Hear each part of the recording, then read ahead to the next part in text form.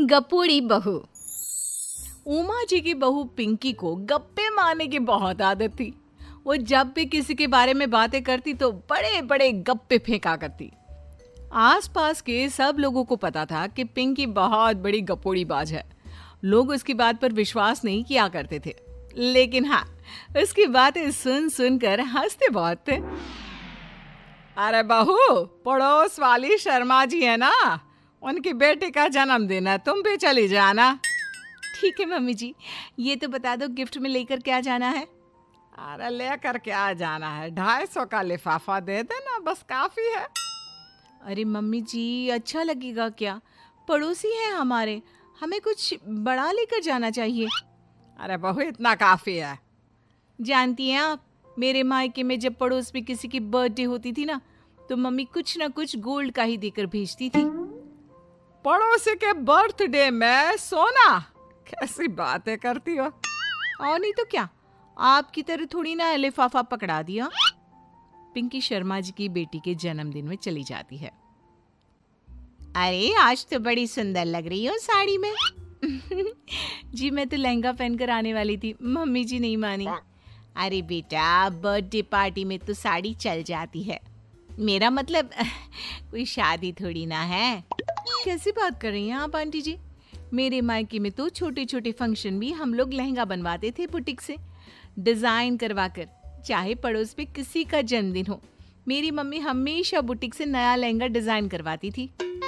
मैंने तो ऐसा कहीं नहीं देखा, ये तो तुमने आज बड़े कमाल की बात बताई। अरे जाने दीजिए, कोई बात नहीं। और बताइए, आपकी बेटी नजर नहीं आ रही। अरे भाभी, मैं यहाँ हूँ, ये देखिए मेरा ड्रेस कैसा लग रहा है। ठीक ही है, मतलब बर्थडे के हिसाब से थोड़ा हल्का है ना। अरे भाभी, इतना सुंदर गाउन पहना है मैंने। मैं ना शादी से पहले अपने बर्थडे पर हमेशा जरी वाला लहंगा पहना करती थी, यही मैं तुम्हारी मम्मी को भी बता रही थी। इसके बाद केक काटने का प्रोग्राम शुरू होता है। सब लोग इकट्ठे हो जाते हैं।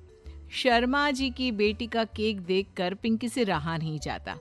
उसके अंदर का गपोड़ी बाज बाहर निकल कर आ जाता है। अरे इतना छोटा सा केक! अरे बेटा, मेहमानों के हिसाब से ही है, जितने लोग इतना बड़ा केक। आंटी जी, कम से कम 4 या 5 मंजिल वाला केक तो बनाना चाहिए था। आपकी बेटी का बर्थडे रोज रोज थोड़ी ना आता है। मेरे बर्थडे पर हमेशा पापा 4 केक बनवाते थे, सारे केक 4-4 मंजिल के होते थे। वहां पर सारे लोग उमा जी के मोहल्ले के ही थे और वो पिंकी के गप्पे मारने की आदत से अच्छी तरह वाकिफ थे, इसलिए सब लोग उसकी बात सुनकर हंसने लगे, लेकिन किसी ने पिंकी से कुछ नहीं कहा। एक दिन सुबह सुबह पिंकी ने अपनी सास से कहा, मम्मी जी, मेरे मम्मी पापा मुझसे मिलने के लिए यहाँ आ रहे हैं। अरे वाह, ये तो बहुत अच्छी बात है। उनके आने की तैयारी करो, अच्छा अच्छा खाना बनाओ। वैसे कब तक आएंगे? मम्मी जी फ्लाइट से आ रहे हैं, कल शाम को 4 बजे की फ्लाइट है। फ्लाइट? लेकिन बेटा, तेरा मायका तो यहाँ से 2 घंटे की दूरी पर है। तेरे मम्मी पापा फ्लाइट से कब से आने लगे? अरे मम्मी जी, आपको पता नहीं है, मेरे मम्मी पापा ना आधे घंटे की दूरी के लिए भी फ्लाइट का टिकट बुक करवाती है। अरे गप्पे थोड़े कम मारा करो बहू, कोई फ्लाइट से तब आएगा ना जब यहाँ पर एयरपोर्ट होगा। तुम्हारी मम्मी क्या उड़कर आएगी घर में? अरे हाँ मम्मी जी, मैं तो भूल ही गई थी। वो क्या ना, मेरे मम्मी पापा हमेशा फ्लाइट से ही ट्रैवल करते हैं, तो मेरे दिमाग से ही निकल गया था। अगले दिन पिंकी के मम्मी और पापा पिंकी से मिलने के लिए उसके घर आते हैं। आइए आइए जी, आपका बहुत बहुत स्वागत है। और समदन जी, हमारी बेटे की कोई शिकायत तो नहीं ना? ठीक से संभाल लिया है ना आपका घर? अरे मेरी बहू बहुत समझदार है, घर का काम बहुत अच्छे तरीके से करती है।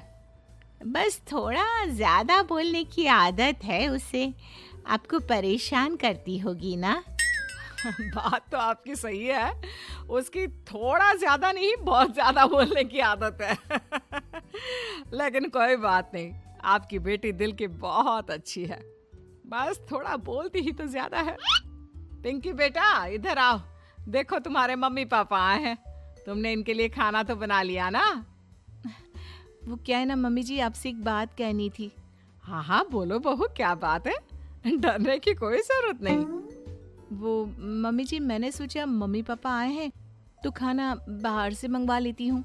अरे कोई बात नहीं बेटा, वैसे भी तुम किचन में काम करने लग जाती तो अपने मम्मी पापा से बात कब करती। बहुत अच्छा किया। अब तुम अपने मम्मी पापा के साथ बैठकर आराम से बात करो, मैं अंदर जाती हूँ। शाम का वक्त जैसे ही दरवाजे की घंटी बजी, 3-4 लोग हाथों में खाने के बहुत सारे पैकेट लेकर उमा जी के घर पहुंच गए। अरे भाई कौन है आप लोग, लगता है गलत पते पर आ गए। नहीं नहीं माँ जी, हम तो खाने का ऑर्डर डिलीवर करने आए हैं, यहीं से बुकिंग मिली थी। अरे नहीं नहीं, आपको कोई गलत फहमी हुई है, हमारे यहाँ तो 2 ही मेहमान आए हैं। आपके हाथ के पैकेट देखकर लगता है इसमें 50 लोगों का खाना है। माँ जी आपने सही समझा, खाना तो इसमें 50 लोगों का ही है, क्योंकि हमें ऑर्डर यहीं से 50 लोगों का मिला है। अरे लेकिन इतना सारा खाना, कहीं मेरी बहू ने अपनी गप मारने की आदत के चलते ऐसा तो नहीं कर दिया। ये खाना आप रख लीजिए और हमें हमारे पैसे दे दीजिए। अच्छा वैसे कितने का बिल बना है? ज्यादा नहीं, बस 10,000 दे दीजिए। उन लोगों की बात सुनकर उमा जी पिंकी को आवाज देकर वहां बुलाती है। जैसे ही पिंकी वहां आती है, खुश होते हुए उन लोगों को वहां पर खाना रखने के लिए कहती है। अरे इतना सारा खाना क्यों मंगवाया बहू? अरे मम्मी जी, मैंने आपको बताया तो था, मम्मी पापा आए हैं तो मैं खाना बाहर से मंगवा रही हूँ। ये बात सही है बेटा, लेकिन 2 लोगों के लिए 50 लोगों का खाना? अरे मम्मी जी, कुछ कम पड़ जाए तो अच्छा थोड़ी ना लगता है, और मेरे मायके में तो ऐसा ही होता है, एक्स्ट्रा खाना मंगवाते हैं हम लोग। तभी पिंकी के मम्मी और पापा वहां पर आते हैं। अरे बेटा, एक्स्ट्रा खाना मंगवाने का मतलब ये थोड़ी ना होता है कि 2 लोगों के खाने के लिए 50 लोगों का खाना मंगवा लो। और बेटा, तुम्हारी गप मारने की आदत के चलते 10,000 का बिल आया है, तुम्हें नहीं लगता ये गलत है? देखो बहू, बढ़ा चढ़ाकर बातें करना अपनी जगह, लेकिन इतनी बड़ी बड़ी फेंकना भी गलत है ना। पहली बात तो इतने सारे पैसे लगे, और दूसरी बात खाना वेस्ट होगा। आप लोग ठीक कहते हैं, मैं आज के बाद अपनी इस आदत को कंट्रोल करने की कोशिश करूंगी और अब से गप थोड़ी कम मारा करूंगी। पिंकी की बात सुनकर सब लोग हंसने लगे।